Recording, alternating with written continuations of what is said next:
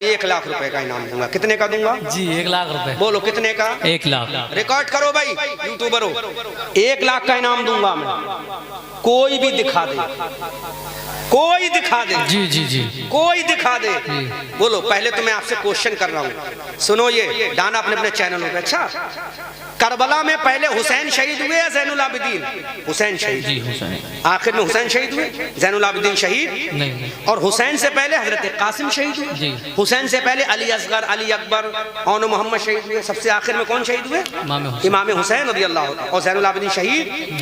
तो कोई मुझे ये दिखाए कि हुसैन ने बवक्त शहादत ये कहा हो कि बेटा ज़ैनुल आबिदीन मैं तो शहीद हो रहा हूँ, ताज़िया ना बना सका, तू ताज़िया बना के आना। कोई ये दिखा दे कि हुसैन ने कहा हो बेटा मैं कासिम की मेहंदी ना निकाल सका, तू कासिम की मेहंदी निकाल के आना। कोई ये दिखा दे तो जब चाहे जिस वक्त चाहे 1,00,000 रुपए का इनाम मुझसे आकर देगा।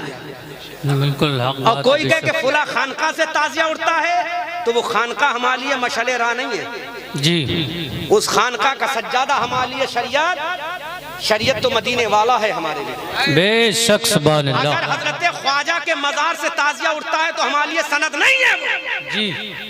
हजरत ख्वाजा का कोई अमल हमारे लिए सनद नहीं है, मुस्तफ़ा का अमल हमारे लिए सनद है। बेशक सुभान अल्लाह। समझ में आ रहा है? मुस्तफ़ा का अमल हमारे लिए सनद है, मुस्तफ़ा का हुक्म हमारे लिए सनद है। कोई कहे बरेली से ताजिया उठता है इसलिए सनद है, तो बरेली से ताजिया उठना हमारे लिए जायज नहीं हो जाएगा। जी। तो कोई भी दिखा दे कि हुसैन ने बवक्त शहादत अपने लख्ते जिगर नूर नजर सरकार ज़ैनुल आबिदीन से फरमा बेटा ताजिया निकाल के आना, तो 1,00,000 रुपए का इनाम मैं उसको दूंगा। वो मर जाएगा लेकिन कभी साबित नहीं कर पाएगा। अब मैं तुम्हें बता रहा हूँ, हिंदुस्तान में एक राजा था जिसका नाम था तैमूर लंग। बिल्कुल। वो राफजी था। सबसे पहला ताजिया हिंदुस्तान में, हमारे भारत में उसी ने बनाया था। उसी ने बनाया था जी। और आज लोग कहते हैं कि ताजिया बुजुर्गों की देन है। वो बुजुर्ग था, अरे हम उसको बुजुर्ग मानेंगे। चोर को शिया था, राफजी था, हम उसको बुजुर्ग नहीं मानते। तो जो उसको बुजुर्ग मानता है वो ताजिया उठाए, जो नहीं मानता वो ना उठाए। हम तो हुसैन वाले हैं, हम तो जब भी पढ़ेंगे तो अल्लाह का कुरान पढ़ेंगे। सुभान अल्लाह। बेशक। हम जब भी पढ़ेंगे तो अल्लाह के लिए नमाजें पढ़ेंगे। हम जब भी पढ़ेंगे अल्लाह के लिए रोज़ा रखेंगे। समझ में आया? 1,00,000 रुपए का इनाम दूंगा। जी। जब चाहो जिस वक्त चाहो, एनी टाइम मैं तैयार हूँ। ATM मेरे पास रहेगा, वरना आजकल तो फोन पे का जमाना है। समझ में आ रहा? अल्लाह ताला हमारे जलसे को कामयाब फरमाए।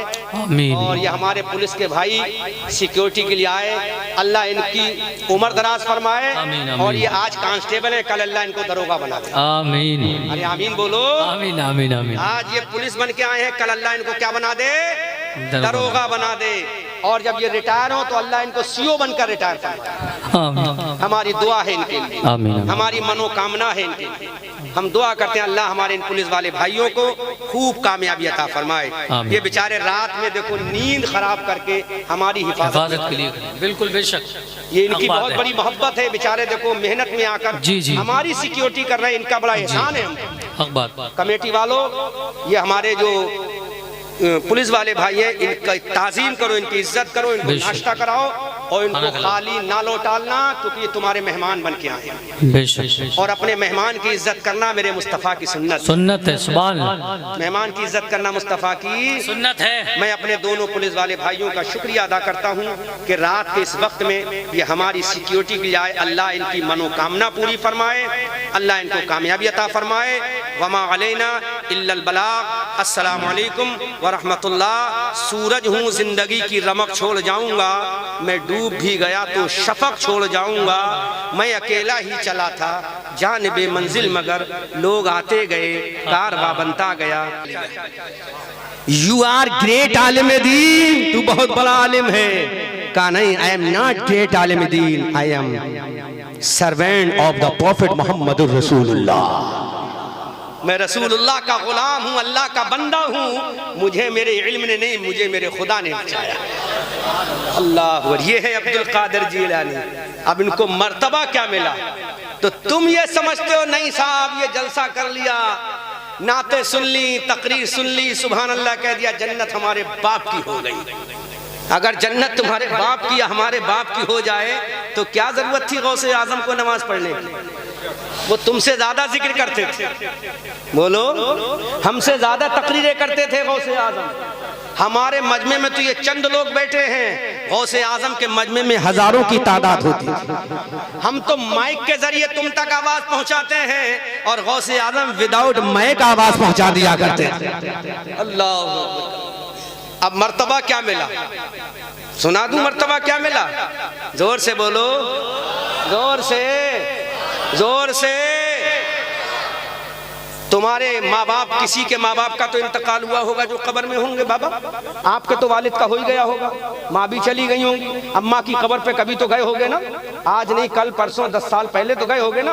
अम्मा को सलाम किया था, अम्मा ने जवाब दिया था? नहीं सुना ना तुमने? देखो कह रहे हमने सुना थोड़ी, बाबा कह रहे हमने। तो क्यों नहीं सुना जब तुम्हारी माँ ने तुम्हें 9 महीना पेट में रखा है? माँ तूने बेटे का जवाब क्यों ना दिया? जब तूने 2.5 साल तक अपनी छाती का खून बशक्ल दूध पिलाया तो बेटे को जवाब क्यों ना दिया? तो कब्र से आवाज आती है, ना मैं इस लायक हूं ना मेरा बेटा इस लायक है। लेकिन अब्दुल कादिर जीलानी कब्र पे जाता है, और किसकी कब्र पे जाता है? हजरत शेख मारूफ करखी की कब्र पे जाता है। ये शेख मारूफ करखी वो अल्लाह के वली हैं जो हवा में मुसल्ला बिछाकर नमाजें पढ़ते हैं। ये वो शेख मारूफ करखी वो अल्लाह के वली हैं जो समंदर के पानी पे मुसल्ला बिछाकर नमाजें पढ़ते हैं। ये शेख मारूफ करखी वो मारूफ करखी हैं जो पहाड़ को इशारा कर दे तो पहाड़ अपनी जगह छोड़ के चला जाए। हजरत शेख मारूफ करखी के मजार पे गौसे आजम जाते हैं। बाबा ने कहा मेरी माँ ने जवाब तो दिया होगा लेकिन मैंने सुना नहीं। तुमने भी अपने माँ बाप की कब्रों पे जाके सलाम किया होगा, जवाब मिला होगा, लेकिन सुनने की सलाहियत नहीं। हमने भी किया है, माँ की कब्र अथर को सलाम, जवाब दिया है, लेकिन हमें सुनाई नहीं। लेकिन मेरा गौस जाता है मारूफ करखी के मजार पे। किसके मजार पे? मारूफ। और किताब का हवाला पहले नोट करो ताकि कोई मुल्ला मौलवी ये कह ना सके कि बरेलवी मौलवी झूठ बोलते हैं। किताब का नाम है बहजतुल असरार, लिखने वाले हैं अल्लामा इमाम अबुल हसन शतनबी अश-शाफ़ई। उन्होंने अपनी किताब में इस वाक़े को कोट किया है कि हजरत गौसे आज़म मारूफ करखी के मज़ार पे गए। किसके मज़ार पे गए? मारूफ करखी के मज़ार पे पहुंचे, आवाज लगाई, अस्सलामु अलैका या मारूफ करखी। जोर से, जोर से। मैं तो 11वीं शरीफ की पहली रात से ही तकरीर कर रहा हूँ और पूरा महीना रबीउल अव्वल का तकरीर किया, फिर भी बोल रहा हूँ। आप भी बोल के दिखा दो। आज मैं आपके गांव में, कल किसी और गांव में बोलूंगा बाबा, हैं? इसी तरह जिंदगी तमाम होगी। लेकिन दलेलगंज वालों, तुमसे गुजारिश करूंगा, उजाले अपनी यादों के हमारे साथ रहने दो। न जाने किस गली में जिंदगी की शाम हो जाए। अब्दुल कादिर जीलानी ने सलाम किया, अस्सलामु अलैका या मारूफ करखी। जवाब नहीं आया। गौस खड़ा रहा, फिर सलाम किया, अस्सलामु अलैका या मारूफ करखी। जवाब नहीं आया। तीसरी मर्तबा सलाम किया। अब ये देखो कि जवाब किस चीज से आता है, वो जुमला नोट करना। तीसरी मर्तबा सलाम किया, जवाब आया, वालेकुम अस्सलाम या अब्दुल कादिर जीलानी शहंशाह ज़मान। जवाब सुनो क्या आया, पहले नाम, फिर बाद में कहा तू जमाने का शहंशाह है। अल्लाह, जमाने का। पहले तो नाम लिया, वालेकुम अस्सलाम अब्दुल कादिर जीलानी या शहंशाह ज़मान। अरे अब्दुल कादिर जीलानी, ये दुनिया वाले तो रियाया हैं, ये तो प्रजा हैं, लेकिन मेरे अब्दुल कादिर तू तो दुनिया का राजा है, क्योंकि तू दुनिया का राजा है और तेरा सोहबत पाने वाला ख्वाजा हिंद का राजा है और तेरा नाना कायनात का राजा है। अब आला हजरत बोले, बोलो बोलो बोलो, अब आला हजरत बोले, सब बोलो हमारी आन बोले, हमारी जान बोले, अहमद रजा खान बोले कि सर भला क्या कोई जाने कि है कैसा तेरा, या गौर औलिया मलते हैं आंखें वो है तलवा तेरा। अल्लाह, जवाब आया। कभी आया है जवाब? बोलो, अरे कोई तो गया होगा ना कब्रिस्तान में, कभी जवाब आया? नहीं सुना होगा। लेकिन गौसे आजम जब जाते हैं तो सलाम करने वाला वलियों का सरदार है, जवाब देने वाला अल्लाह का वली है। अच्छा, खाली जवाब दे देते वालेकुम अस्सलाम अब्दुल कादिर, काम चल जाता। लेकिन शहंशाह ज़मान क्यों कहा? क्योंकि वो जानते थे अब ये अब्दुल कादिर आ गया है, ये सुबह क़यामत तक के वलियों का शहंशाह बनकर आया है। आला हज़रत फरमाते हैं, तू हसनी तू हुसैनी क्यों ना मुहय्यिद्दीन हो, ऐ खिज़र मजमे बहरैन है दरिया तेरा। अल्लाह, एक बात और सुना दूंगा, जोर से हवाला दूंगा मजबूत वाला, कोई काट ना सके, और जितना चाहो पैसा ले लेना बाबा, कोई काटने वाला नहीं आएगा। क्योंकि हम बरेलवी जो हैं, आज मैं फेसबुक पे एक देवबंदी की तकरीर इत्तफाक से फेसबुक देख रहा था, एक देवबंदी का बयान मैंने देखा। वो कह रहा था कि बरेलवियों में एक चीज तो बहुत अच्छी है, वो कह रहा था, देवबंदी नहीं, वहां भी था, बोला बरेलवियों में तो एक चीज बहुत अच्छी, वो जो भी बोलते हैं डंके की चोट पे बोलते हैं। खुदा की कसम मैंने सुना आज, अल्लाह की इज्जत की कसम, बोला ये बरेलवी जब भी बोलते हैं डंके की चोट पे बोलते हैं। तो मैंने कहा बेटा हम नहीं बोलते, ये तो हमारा रसूल बुलवाता है। और हमारा रसूल है क्या? जिसको तूने मजबूर कहा उसी को हम मुख्तार कहते हैं, क्योंकि तू कहता नबी मजबूर है और हम कहते हैं कौन देता है, देने को मुंह चाहिए, देने वाला है सच्चा हमारा नबी।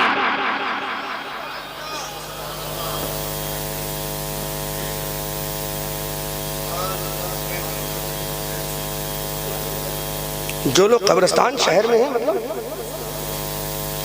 जो लोग कब्रिस्तान में हैं उनके बारे में कुछ बयान कीजिए। कब्रिस्तान में यानी दफन जो है। अच्छा, देखो, तो अब ये पर्चा मेरे पास मुझसे सवाल किया गया है ना, तुम उसका जवाब तो देना मुझे वाजिब हो गया नहीं? बोलो, है ना, वाजिब हो गया कि नहीं? मैं तो जवाब दूंगा भाई। अब किसने सवाल किया है आपने देख लिया, मैं जवाब दूंगा। पहले जोर से बोलो सुभान अल्लाह, जोर से बोलो, ऊंची आवाज से बोलो। तो मारूफ करखी की कब्र से आवाज आई, वालेकुम अस्सलाम या साहिबे ज़मान, या शहंशाह ज़मान। अब यही अब्दुल कादिर जीलानी फिर चला, अब की में कहाँ चला? अल्लाह अकबर, झूमो गौसे आज़म की अजमत को सुनो, झूमो झूमो। अब चला गौसे आज़म किसके मज़ार पर? बच्चों, नौजवानों, शरीयत के इमाम 4 हैं। कितने हैं? जोर से बोलो, कितने हैं? पहले इमाम का नाम नुअमान इब्न साबित इमाम आज़म अबू हनीफा, दूसरे का नाम इमाम शाफई, तीसरे का नाम इमाम मालिक, चौथे का नाम इमाम अहमद इब्न हम्बल। जोर से बोलो सुभान अल्लाह। कितने हैं शरीयत के इमाम? जोर से तकरीर याद करके जाओ, हाँ तकरीर याद करके जाना। जोर से बोलो, कितने इमाम हैं? जोर से 4 इमाम हैं। तो गौसे आजम ने फरमाया चलो आज चलते हैं शरीयत के चौथे इमाम के मज़ार पे। ये कहता है कि मज़ार पे जाना हराम है, वलियों का वली मज़ारों पे जा रहा है, इतना बड़ा नमाजी मज़ारों पे जा रहा है, इतना बड़ा इबादत गुजार मज़ारों पे जा रहा है। ये कहता सजदे ही में पड़े रहो। अबे तू सब कुछ सजदे कर सकता है क्या? मेरे गौस से ज्यादा सजदे कर सकता है? जो इशा के वुजू से 40 साल तक फजर की नमाज के सजदे करे, उसका कितने बड़े सजदे होंगे। वो सजदा भी कर रहा है और वलियों के मज़ारों पे भी जा रहा है और बता रहा है अरे सजदा कर रहा हूँ खुदा के लिए और ये दिल झुका रहा हूँ मुस्तफा के लिए, मज़ारों पे जा रहा हूँ कब्र वालों की अज़मत के लिए। अल्लाह, कहाँ चले? शरीयत के चौथे इमाम के दरबार में चले। चौथे इमाम का नाम इमाम अहमद इब्ने हम्बल है, चले है ना, चले का चलो हाजिरी दे आए। जैसे तुम ये सोचो चलो आला हजरत के मज़ार पे हाजिरी दे आए, शाहजी मियाँ के मज़ार पे हाजिरी दे आए, अल्लामा कारी अमानत रसूल अलैहिर्रहमा के मज़ार पे हाजिरी दे आए, है ना इमाम साहब? हो गया, खाना हो गया? अच्छा माशाअल्लाह। इमाम को खाना पहले खिलाया करो भाई, ये कौम इमाम को पीछे क्यों रखती है? तरफ के बोलो सुभान अल्लाह, सुभान अल्लाह, सुभान अल्लाह, बोलो सुभान। हाँ, शरीयत के चौथे इमाम के दरबार में खुदा की वो हवाला पेश कर रहा हूँ, कोई काट ही नहीं सकता जी क्योंकि बिल्कुल बरेलवी कभी हवा में फायरिंग नहीं करता, नहीं करता, जब बेशक। बोलता है जमीन में बैठ के निशाना टारगेट पे लगा के करता है। क्या बात है, सुनो, बहुत खूब। कहा चलो अब्दुल कादिर जीलानी ने कहा अपने दोस्तों अहबाब से कहा कहाँ चले? कहा शरीयत के चौथे इमाम इमाम अहमद इब्न हम्बल के मज़ार पे चलो। बेशक सुभान अल्लाह। जो जुमला पेश कर रहा हूँ उसको सुनोगे अकल हैरत में पड़ जाए। जब ये चले, जैसे ही कदम आगे बढ़ता है इमाम अहमद इब्न हम्बल के मज़ार के करीब, उधर कब्र में हलचल पैदा हो जाती है। क्या बात है, कब्र में हलचल पैदा हो जाती हलचल पैदा हो जाती है। हवाला नोट करो, यही किताब है बहजतुल असरार। क्या बात है, इमाम अबुल हसन शतनवी अश-शाफ़ई। सुभान अल्लाह। ये गौसे आजम की सीरत पर सबसे मजबूत और मुअतबर और मुस्तनद किताब है। क्या बात। इस तरह से हदीस में रावियों के नाम आते हैं कि अब्दुल्लाह इब्न अब्बास ने कहा कि उन्होंने अबू हुरैरा से सुना, उन्होंने फुला से सुना और उन्होंने रसूल से सुना। इसी तरह इस किताब के अंदर राविया ने रिवायत जो मौजूद है वो फुला का नाम लेते हैं, फुला उनका नाम लेते हैं, वो फुला का नाम लेते हैं और फुला कहते हैं कि मैंने गौसे आजम तो कहते हुए सुना है। सुभान अल्लाह। क्या बात है, क्या बात है, बहुत खूब। सरकारे गौसे आजम चले, कहा चलो शरीयत के चौथे इमाम के मज़ार के दरबार में चलते हैं, उन्हें सलाम मोहब्बत पेश करने के लिए चलते हैं। अब सरकारे गौसे आजम जाते हैं, जैसे ही कदम आगे बढ़ता है जमीन खिसकती जाती है, कदम आगे बढ़ता है जमीन सिमटती जाती है, कदम आगे बढ़ता है अल्लाह जमीन को हुक्म देता है जमीन सिमट जा। अब्दुल कादिर को ज्यादा चलना ना पड़े क्योंकि ये मेरा प्यारा महबूब है, ये मेरा प्यारा है, ये मेरा महबूब बंदा है, ये मेरा प्यारा है, इसने मुझे राजी किया है, मैंने इसको वलियों का इमाम बनाया है। सुभान अल्लाह। हज़रात अब जरा तवज्जो करो, पूरा मजमा सुनो। अभी तो गौसे आजम ने कानों से सुना है, मारूफ करखी ने कब्र से आवाज लगा के जवाब दिया है। हजरत गौसे आजम जा रहे हैं, इमाम अहमद इब्न हम्बल के मज़ार पे पहुंचे। जैसे ही इमाम अहमद इब्न हम्बल के मज़ार का ताला खुला, उनका दरवाजा खुला, हजरत इमाम अहमद इब्न हम्बल के मज़ार के तरफ जब हजरत गौसे आजम चले, अल्लाह के इज्जत व जलाल की कसम, किताब में लिखा है कि हजरत इमाम अहमद इब्न हम्बल की कब्र फटी और दोनों हाथ निकल के बाहर आ गए।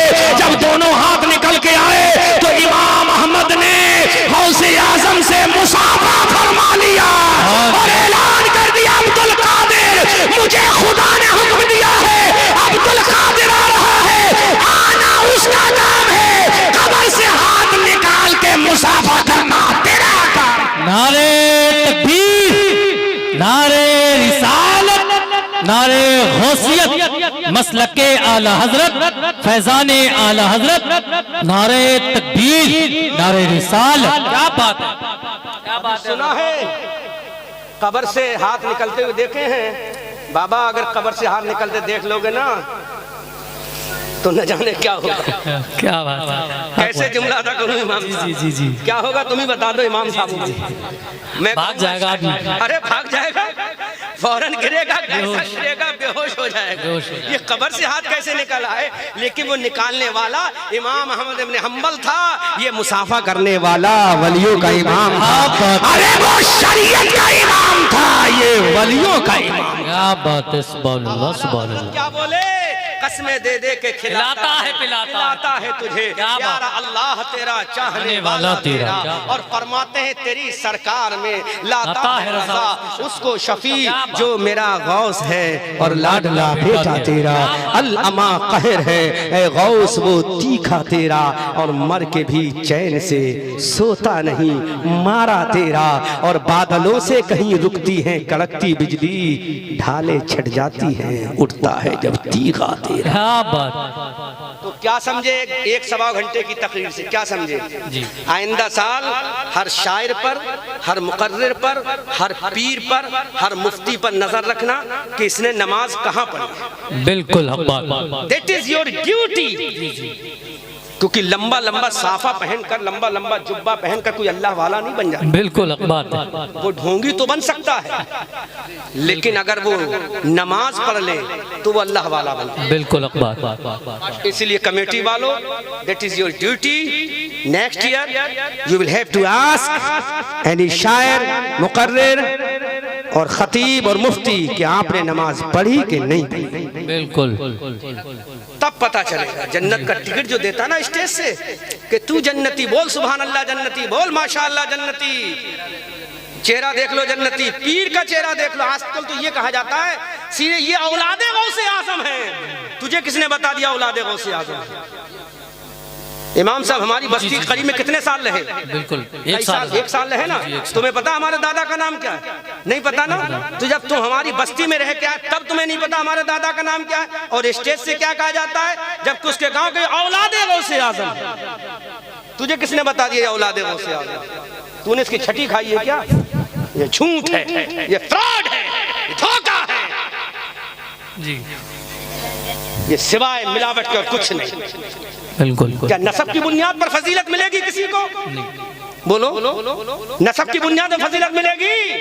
हजरत बिलाल तो काले थे। बिल्कुल, क्या बात।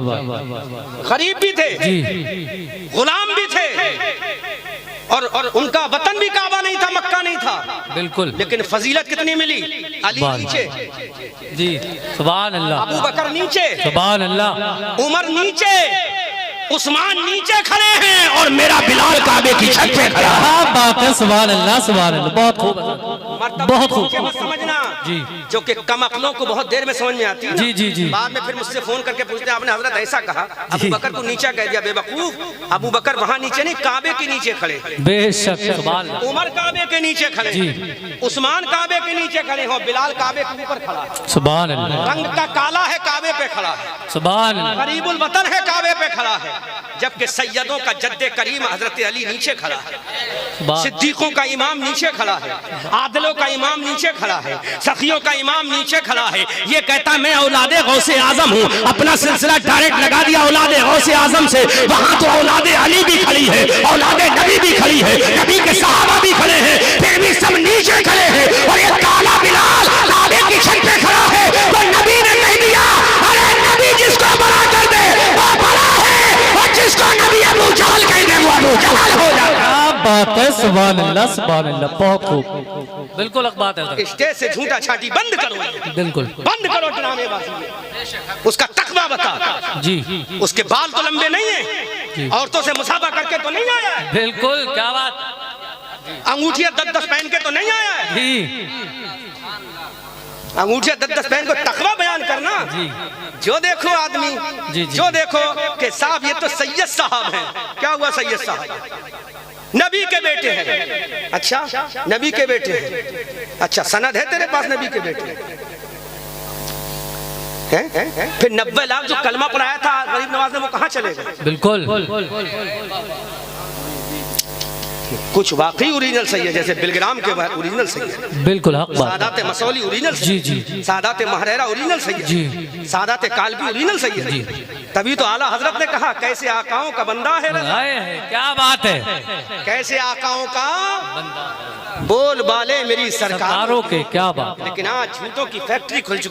इसलिए होश में रहो, चाहे किसी भी कबीले का हो, अगर तकवे वाला है तो वही तुम्हारा इमाम, बेशक तकवे वाला है वही तुम्हारा इमाम है। यहाँ तुम्हारी निस्बत नहीं देखी जाएगी, तकवा देखा जाएगा। और अल्लाह के नजदीक सुन लो, जो बोलना चाह रहा हूँ बोल दूंगा, लेकिन पहले सुन लो। हाँ, पूरा वसूल तो कर लो मुझसे, क्या बात है ना जी। अल्लाह के यहाँ निस्बत नहीं पूछी जाएगी, अमल पूछा जाएगा। बेशक, सुभान। पहला सवाल ये नहीं होगा कि तू सैयद है, मिर्जा है, मुगल है, पठान है, अफगान है, अंसारी है, बुलूच है, कौन है, पूछा जाएगा पहले तूने नमाज पढ़ी थी कि नहीं पढ़ी। क्या बात है, सुभान।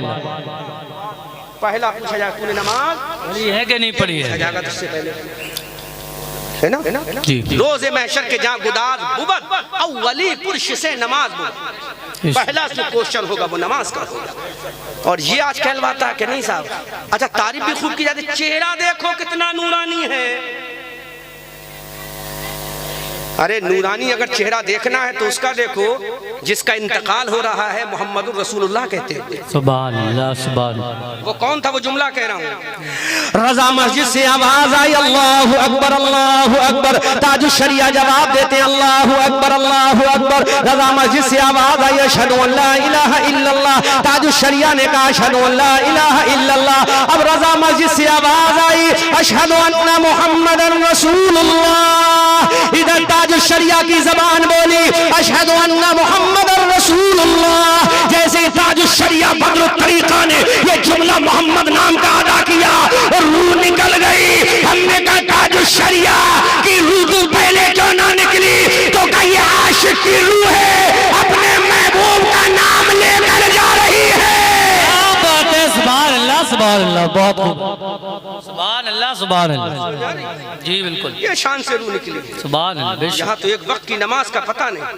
इसलिए मुसलमानों, अयूब भाई, आइंदा साल जिस मुकर्रिर को बुलाओ उस पर नजर रखना कि उसने नमाज पढ़ी कि नहीं पढ़ी, शायर ने नमाज पढ़ी कि नहीं पढ़ी, नकीब ने नमाज पढ़ी कि नहीं पढ़ी। जी जी, पहले देख लेना। नहीं पढ़ी हो फिर जलसे के बाद उससे पूछना कि आपने नमाज कहाँ पढ़ी थी हजरत। जी, हक है कि नहीं? जी जी, लेकिन तुम भी पहले पढ़ लेना, तभी हक है।